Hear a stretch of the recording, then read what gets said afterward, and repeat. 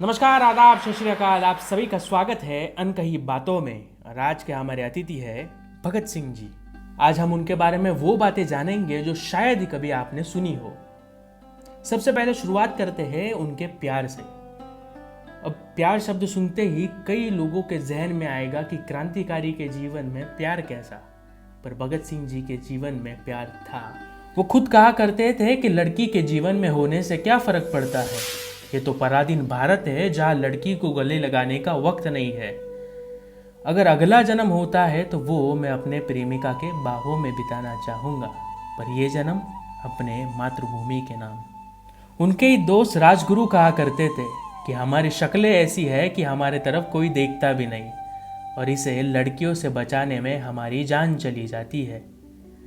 5 foot 10 inch का गोरा चिट्टा लौंडा यानी भगत सिंह। भगत सिंह जी की क्रेज इतनी थी कि कई सारे माओं ने अपने बेटों का नाम भगत सिंह रख दिया।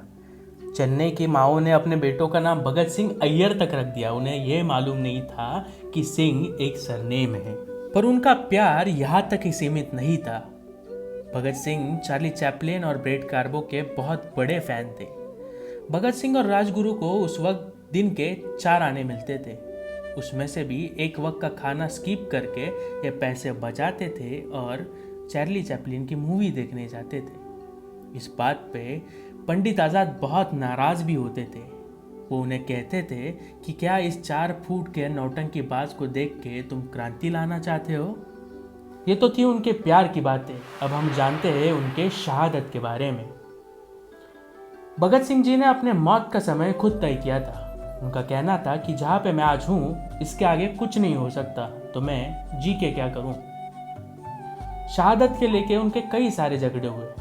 उनके खुद के पिताजी ने जब उनके फांसी के खिलाफ अपील दर्ज की तो वो उनसे भी झगड़ पड़े। उनका कहना था कि मेरे मौत के बाद जो सैलाब आएगा वो मेरे जीते जी नहीं आ पाएगा। हालांकि उनके झगड़े इस बात को लेकर राजगुरु के साथ भी हुए। राजगुरु जी का कहना था कि ख़त्म करो यार, फांसी दे दो, समाप्त करते हैं। पर फिर भगत सिंह जी उन्हें समझाते थे कि आज नहीं कल मरेंगे। आज तो कोर्ट के पेशी में कई सारी बातें कहनी है। इसका ही एक छोटा किस्सा आपको बताता हूँ। एक दिन इन्हें कोर्ट के पेशी के लिए ले जाया गया। वहाँ पे वकील ने इनसे पूछा कि क्या तुमने बम बनाया। इन्होंने कहा जी हाँ, हमने बम बनाया। पर वकील ये मानने के लिए तैयार नहीं था कि तुम बम बना सकते हो।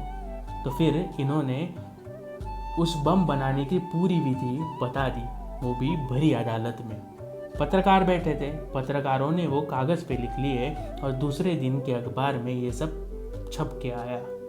उस दिन से हिंदुस्तान के हर एक इंसान को पता था कि बम कैसे बनाते हैं। फ्यूचर देखने वाले भगत सिंह कहा करते थे कि गोरे चले जाएंगे और भूरे आ जाएंगे। ये हिंदुस्तान जैसा है वैसा ही रहेगा।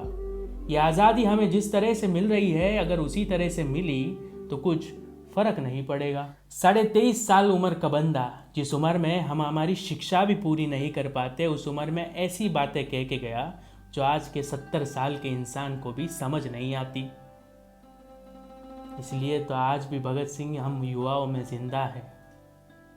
भगत सिंह मरे नहीं, क्योंकि भगत सिंह कभी मरते नहीं। भगत सिंह, सुखदेव, राजगुरु, पंडित आज़ाद, इनके बारे में एक वीडियो में कहना काफ़ी मुश्किल है। पर अगर आपको पसंद आता है तो इसके बारे में और वीडियो बनाएंगे। जाते जाते एक कवि की कुछ पंक्तियाँ याद आ रही हैं। कभी सलमान के बालों पे, कभी कटरीना के गालों पे मर गए। कभी सलमान के बालों पे, कभी कटरीना के गालों पे मर गए। कभी चुंबन पे, कभी चालों पे, कभी चेहरे पे मर गए। ऊपर बैठ के भगत सिंह भी कहते होंगे, यार सुखदेव और राजगुरु, हम भी किन सालों के लिए मर गए। जय हिंद।